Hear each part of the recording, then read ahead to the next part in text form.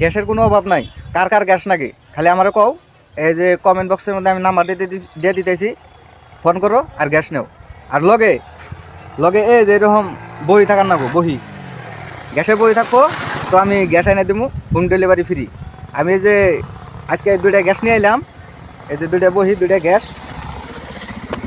Direct আপেলের নাগালা গ্যাসের ট্যাঙ্কি আমার দিয়ে দিছে যে একবার ডাইরেক্ট আপেল। তো গ্যাসের বহি হইলে গ্যাস আনা হবেন, টেনশন নাই।